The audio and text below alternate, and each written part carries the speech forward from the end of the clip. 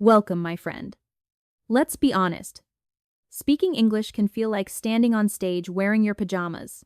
Everyone's watching, your heart's racing, and your brain suddenly forgets every English word you've ever learned. Sound familiar? Don't worry. You're not broken, you're just human. Every learner from Tokyo to Toronto has felt that same little voice whispering, "Don't speak. You'll mess up." But here's the truth. That voice is not the enemy. It's just fear doing its job, trying to protect you from embarrassment. Fear doesn't hate you. It just doesn't understand that speaking English is not a lion attack. It's just communication. No one dies from a grammar mistake. The worst that can happen? Someone says, "Sorry, what did you say?" That's it. You survive. You see, fear loves to exaggerate. It tells you that one small mistake will make people laugh, that your accent sounds weird, that your grammar is terrible, and that everyone is secretly judging you. But guess what? No one's judging you. They're too busy worrying about their own mistakes. Native speakers mess up English every day. Have you ever heard how many times Americans say like, "you know," or "literally"? Yeah, we're all a little messy.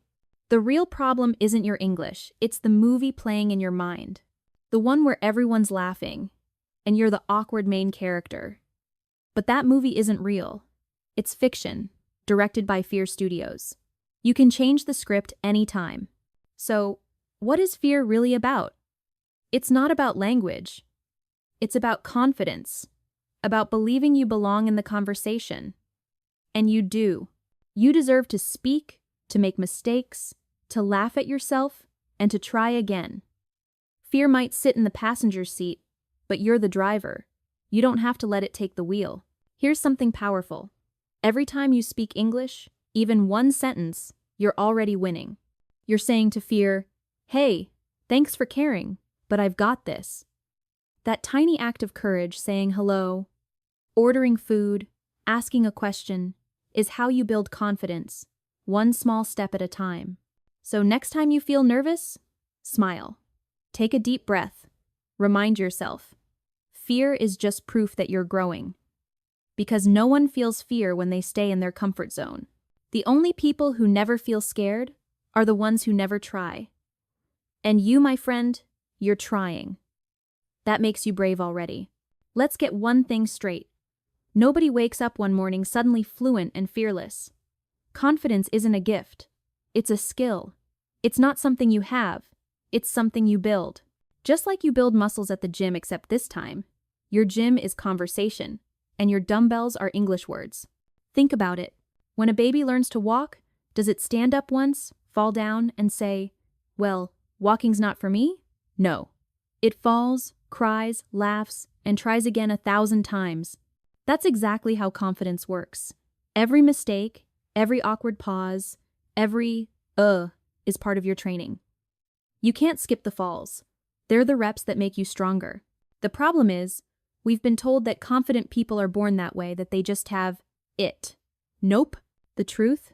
They've just practiced failing more times than others. Confidence is the reward you get after doing the scary thing, not before. So, if you're waiting to feel confident before you speak, you'll be waiting forever. You don't wait for confidence. You create it. Let me tell you a secret. Every confident English speaker you admire was once terrified too. They also forgot words. They also said, "he go," instead of "he goes." They also froze in conversations. The only difference is they kept going. They didn't stop because fear showed up. They showed up with fear. Here's a fun truth. Confidence is like Wi-Fi. You can't see it, but when you start using it, the signal gets stronger. The more you speak, the more you believe, "Hey, I can do this." And slowly, your fear loses power. But building confidence doesn't mean pretending to be perfect. Real confidence is quiet. It doesn't need to shout. It just says, "I'm learning. I'm improving. I'll try again." And that's powerful. When you accept imperfection, fear starts packing its bags. So, how do you start building your confidence muscle? Small, consistent action. Say one English sentence today, even if it's to your dog. Tomorrow, add another one. Record yourself. Talk to your mirror. Text your thoughts in English. Every small action adds a brick to your confidence wall. Remember this: you are not bad at English. You're just in training. Every expert was once a beginner who refused to quit. Confidence is not a magic moment, it's a daily decision. So next time your inner voice says, "You can't," smile and whisper back, "Watch me." All right, let's get practical. You've heard the theory confidence is built, not born. But how do you actually build it? How do you go from, "I'm too scared to speak," to, "Hey, I can totally do this"? Don't worry, my friend. I've got your back. Let's talk about 3 simple, powerful techniques that will turn your fear into fuel. Technique 1. Start small but stay consistent. You don't have to give a TED Talk tomorrow. Just start tiny. Speak English for 1 minute a day. Record yourself saying, "Good morning," in English. Describe your breakfast. Talk to your mirror like you're on a talk show. The trick isn't how big you go, it's how often you show up. Small steps build strong habits, and habits build confidence. It's like brushing your teeth. You don't think about it anymore because it's part of your life. English can be the same. Technique 2. Treat mistake like friends. Most people see mistakes as monsters. But mistakes are actually your best teachers. Think about how kids learn to ride a bike. They fall, laugh, and try again. You can't learn balance without falling, and you can't learn English without slipping up. Each mistake gives you information. It says, "Hey, fix this and you'll get better." So the next time you mess up a word or grammar, smile and say, "Thanks for the lesson." That's not failure, that's progress in disguise.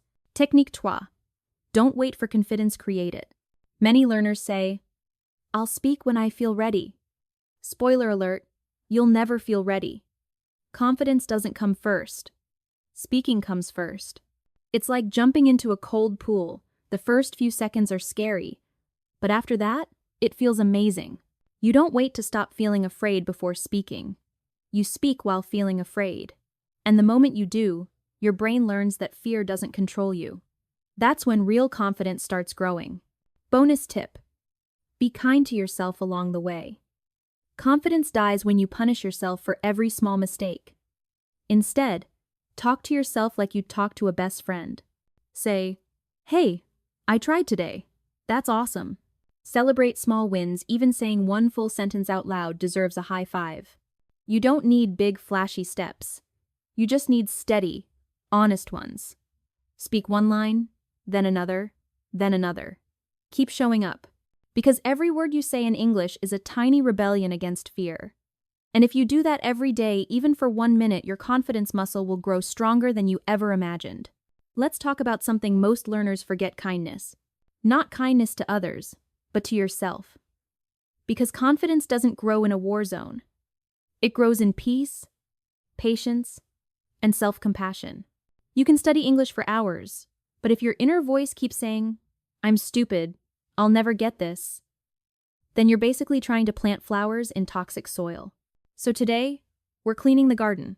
Let's pull out the 3 biggest weeds, the confidence killers. Confidence killer 1. Comparing yourself to others. You know the drill. You hear someone speak perfect English, and suddenly your brain screams, "Wow, I'll never sound like that." But hold on, you're comparing your chapter 1 to their chapter 20. You don't know their story. Maybe they've studied for 10 years. Maybe they live in London. Maybe their parents speak English at home. Your journey is yours. The only person you should compare yourself to is yesterday's version of you.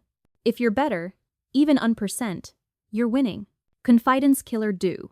Negative self-talk. That tiny voice in your head that whispers, "You can't do this," is lying to you. It's like a bad radio station that plays the same sad song over and over. You don't have to listen. Change the channel. Replace "I'm bad at this" with "I'm learning." Replace "I sound stupid" with "I'm practicing." The words you speak to yourself shape your confidence. Talk to yourself the way you'd talk to your best friend, with patience and love. Confidence killer 3. Staying in your comfort zone. If you only speak English in class, or when you're 100% sure you'll be perfect, you're never going to grow. Comfort feels nice, but it kills progress. The magic happens in the learning zone, where things feel just a little scary. Say hello to a stranger. Ask a question online. Send a short voice message. You don't need to give a speech, just take one tiny risk every day. Fear will still be there, but your courage will be louder. Now, let's flip this around. When you stop comparing, when you stop bullying yourself, when you start taking small risks, something beautiful happens. You feel lighter. You start enjoying English again. You start smiling at your mistakes instead of hiding from them. That's when confidence starts blooming naturally. Remember, being kind to yourself is not a weakness. It's the secret weapon of every strong learner. So next time you speak English and feel nervous, don't say, "I'm terrible." Say, "I'm learning." Say, "I'm brave for trying." Say, "I'm growing." Because the truth is, you are. Every English learner has a story. Maybe yours began in a small classroom. Maybe online. Maybe late at night after work when everyone else was asleep. You opened your book, pressed play on a video, or whispered your first English words into the dark. That moment mattered. Because that was the moment you chose courage over comfort.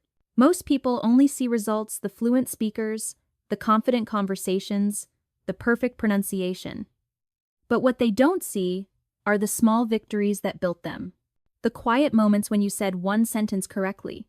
The day you finally understood a movie without subtitles. The time you ordered food in English and the waiter understood you. These are not small wins.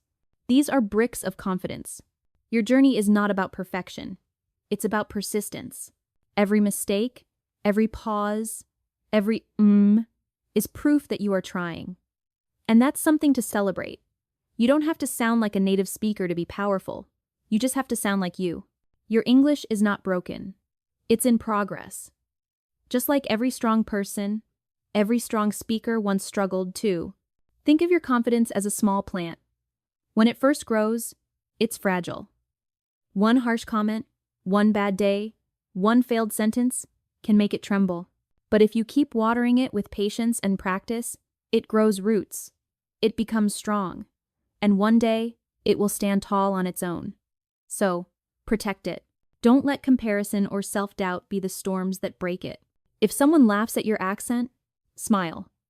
If you forget a word, laugh with yourself, not at yourself. Every time you keep speaking, even when you're scared, you are winning. Confidence isn't built in silence. It's built in sound, in the sound of your voice showing up again and again. The real goal isn't to speak perfect English. The real goal is to live a bigger life because of English, to connect with people, to understand more of the world, to express your ideas, dreams, and heart. Every sentence you speak is a bridge. Every conversation you start is an adventure. So today, take a moment to celebrate your journey. You're not the same person who started. You've grown, you've learned, and you're still here. Still trying, still speaking, still brave. That's something millions of people never do. Protect your confidence like a small tree in the wind. Be proud of every word you've spoken. Be kind to yourself on the hard days. And above all, keep speaking. Because every word brings you closer to the fluent, fearless version of yourself that you're already becoming. Keep learning, keep speaking, keep believing. You're not just learning English, you're learning courage. If this message touched your heart, don't keep it to yourself. Share this video with someone who's learning English and needs a little courage today. Let them know they're not alone on this journey. And if you want more calm, clear, and powerful English lessons like this one, subscribe to English Listening Podcast 365. Join our growing community and keep your confidence growing one word, one day, one episode at a time.